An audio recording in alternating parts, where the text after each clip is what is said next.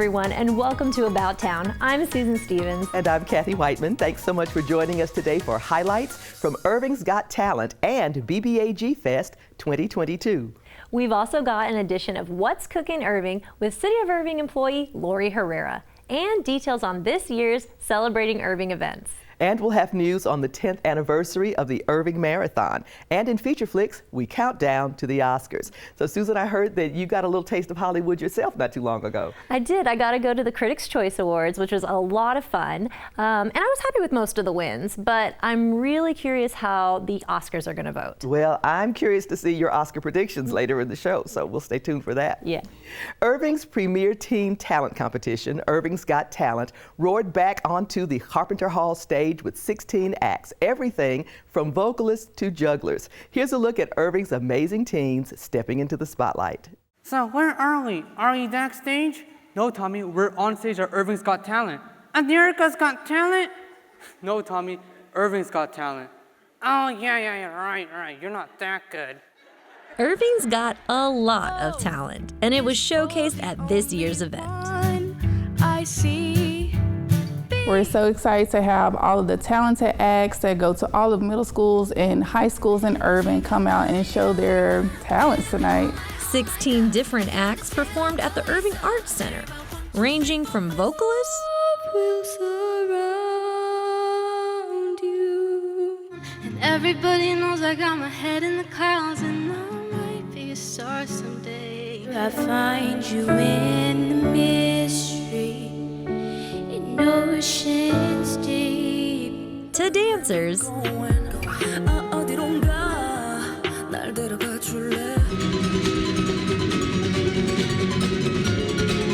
to even jugglers.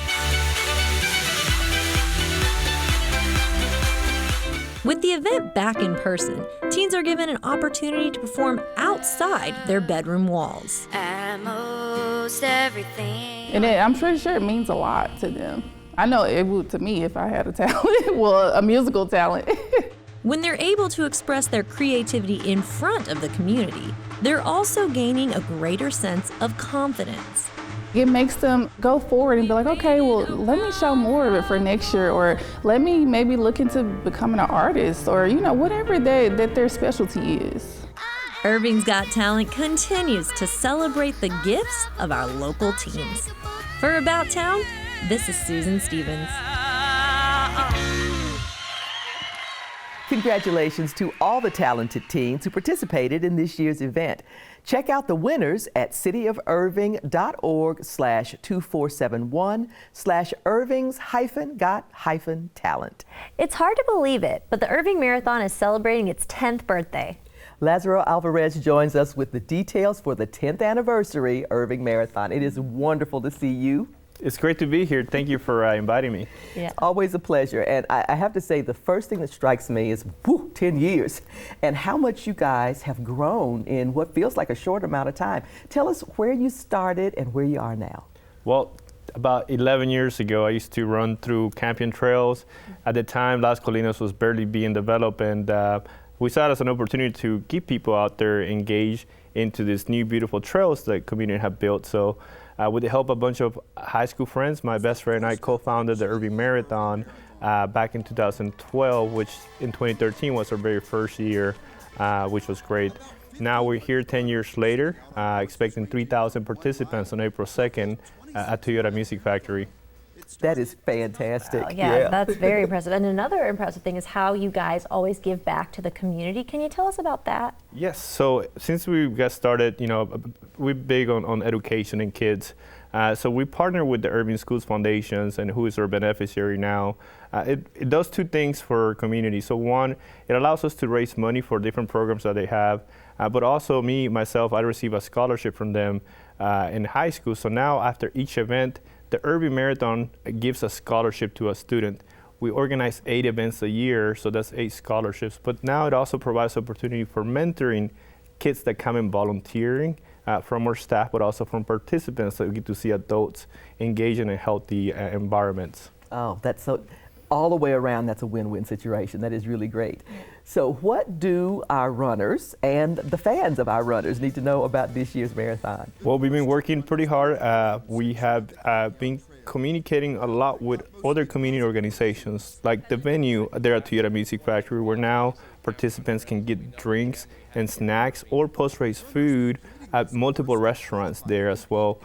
We also have the ability for our runners to do hotel packages, for example, so they can do staycations if they're local, or if coming from out of town, they can explore a little bit more of what Irving has put together as far as the different hotels that are now in the Las Colinas area. So all the way around, it's going to be a great experience for runners. Our team has been working hard to make sure that happens.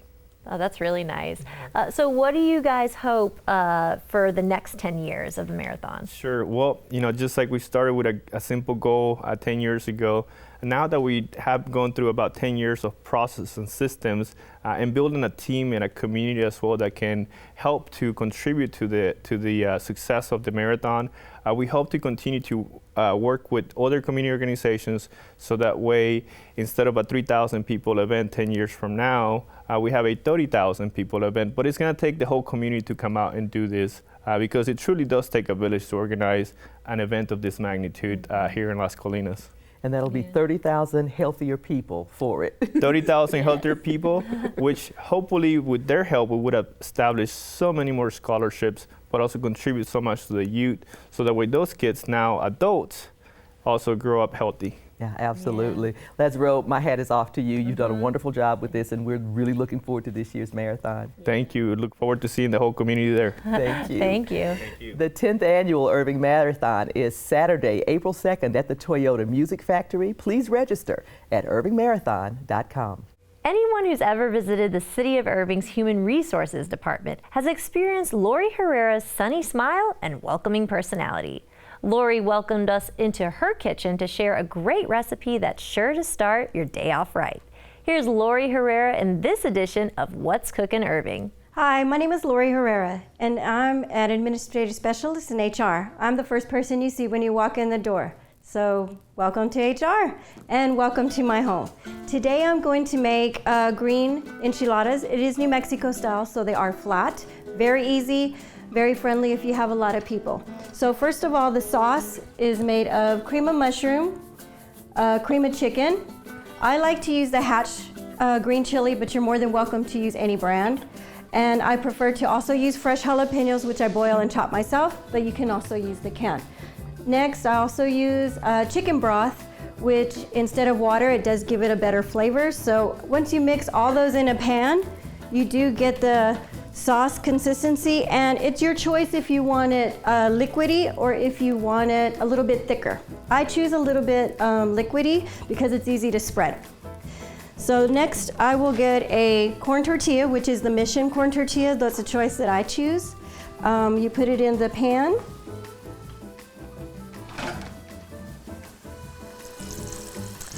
Just kind of let it sizzle a bit. Then you lay it flat. Then you come over here and get your sauce, kind of throw it on there. It is your choice how creamy you want it. I like it really creamy. You can add onions if you choose, and I like lots of cheese. So that's your choice also. So I put lots of cheese. And you just continue layering.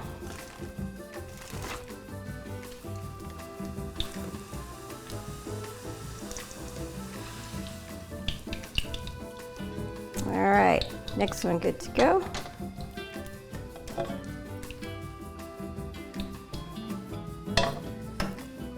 All right, so basically that's pretty much the flat enchiladas. You make them how you want them. You can add ham. This is a breakfast. You can also make them for a dinner. You can add chicken in them and make them a little bit meatier. So that would turn into a chicken recipe. You can add beans and rice. There's your dinner. We prefer to have them for breakfast. It is one of our breakfast choices.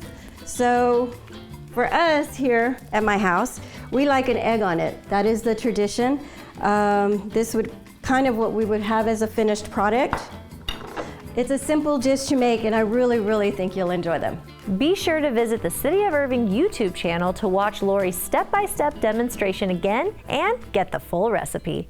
Each April, the Irving Heritage Society celebrates 2 significant birthdays. They call the event Celebrating Irving, the City and the Man. And Mary Higby and Lee Bailey join us to tell us more. So I just have to say 2 of my favorite people in the world are here with me today, so I'm so glad to see you guys. So Mary, for our viewers who may not know the story, why are we celebrating 2 birthdays in April? Well, April happens to be the birthday of Washington Irving, the first American man of letters, and many people will know him because he wrote Rip Van Winkle, Legend of Sleepy Hollow, along with a whole list of others that they may or may not know.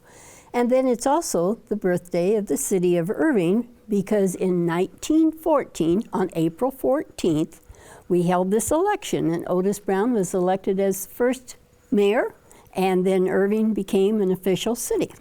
That is such an appropriate thing for the Irving Heritage Society to take under its umbrella. So yay, Irving Heritage Society. Yeah. Now, Lee, I know you've been involved with this celebration for a while now. What do you most enjoy about it? I enjoy the way the community comes together to celebrate a literary person as well as the city and what it's become. It's always a fun community event that you learn something at.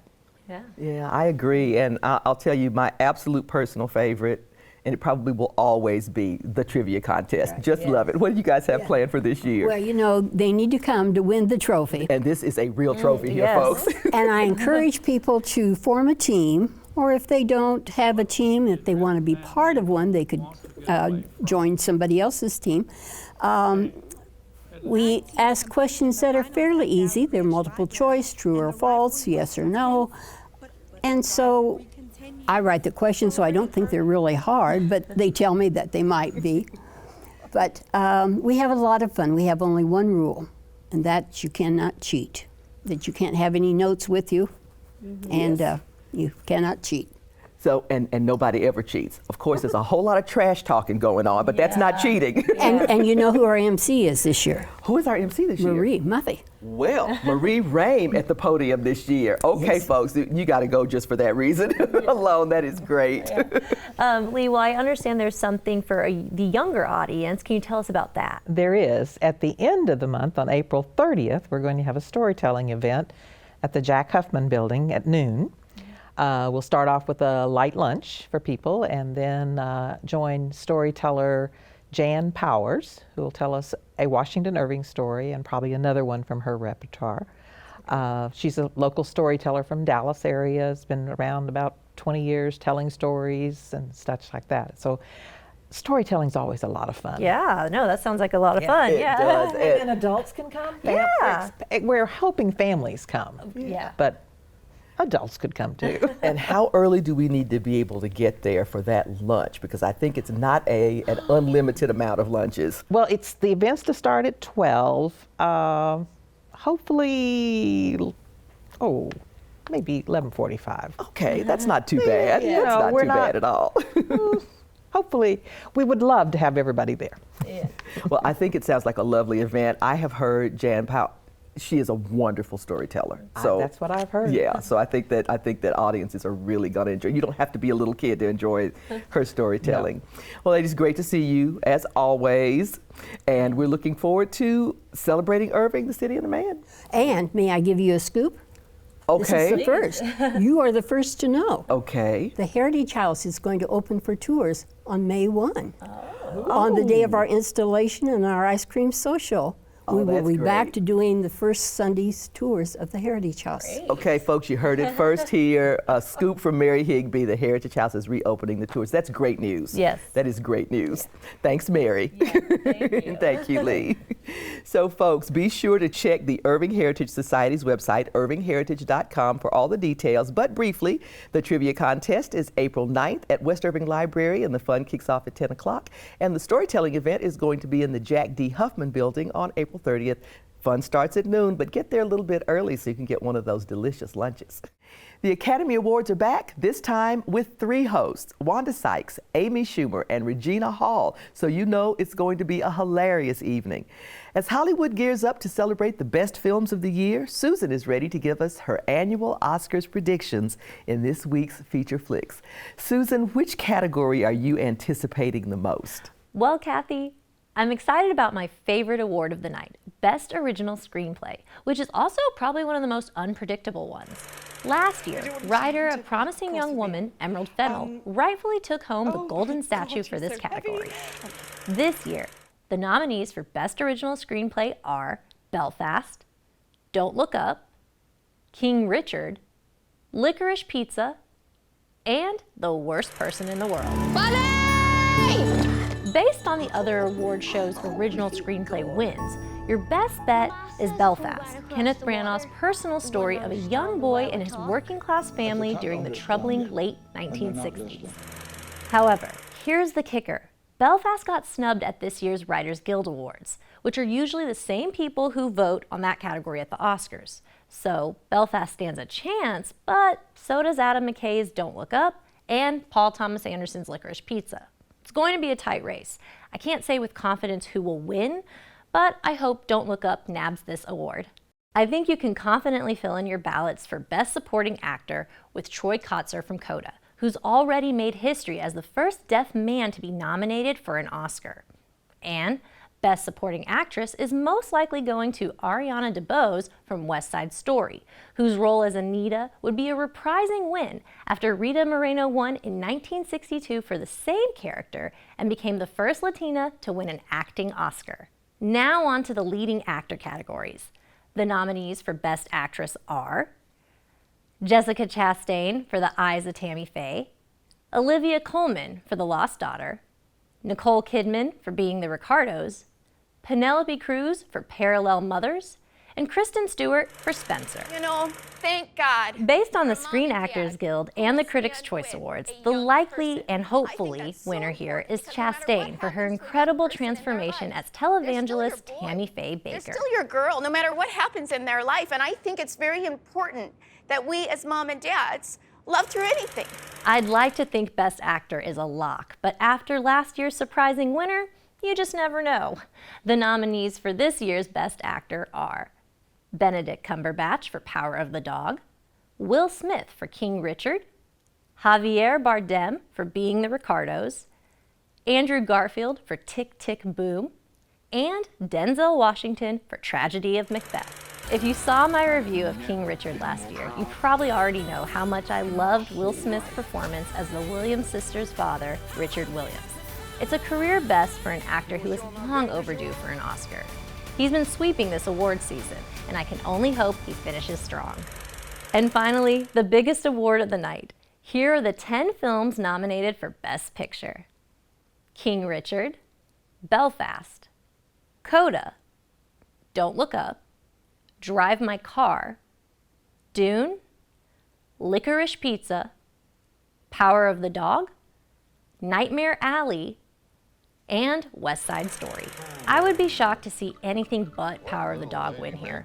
The film follows a rancher who inspires fear in those around him, especially his brother's new wife. The story takes a shocking turn when an unexpected character challenges the toxic rancher. The movie has been critically praised and has already won numerous awards.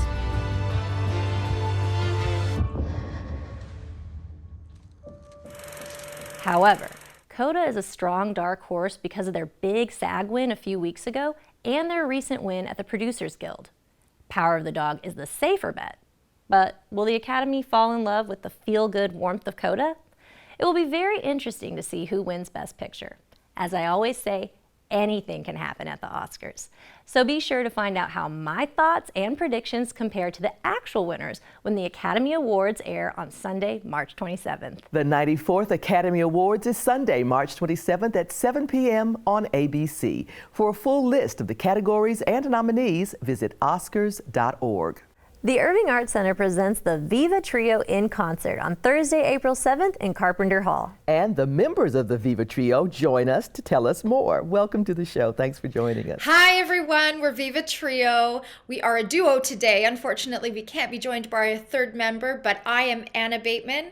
This is Katya Chubar. And for our wonderful performance in Irving, Texas, we are going to be joined by Louise Camilleri, who is a mezzo-soprano, and her amazing husband, who's our pianist and music director extraordinaire, Mark Camilleri. We're so excited to talk to you today and hope you're going to join us to see this wonderful concert that we are very, very excited to bring to you. The Viva Trio is bringing classical crossover to Irving audiences. What can they look forward to? So we are going to be bringing you a show that is quite varied, and there's a little bit of something for everybody. The classical crossover genre is an interesting one. We will be singing with our classically trained voices, everything from operatic favorites that I know that most of you are going to recognize, to uplifting, heartwarming melodies like What a Wonderful World. We will be singing classic, Imagine, John Lennon's Imagine. Everything from that to Metallica's Nothing Else Matters, which we in fact named our show after. That sounds like a great concert. Can you guys give us a little background on who you are as singers? Let's start with you, Anna.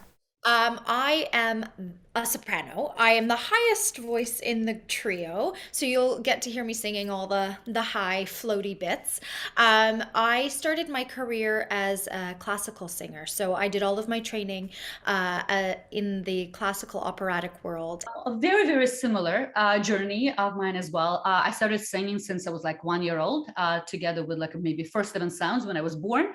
But singing is a huge part of me and of my life, of my career. I was born in Ukraine and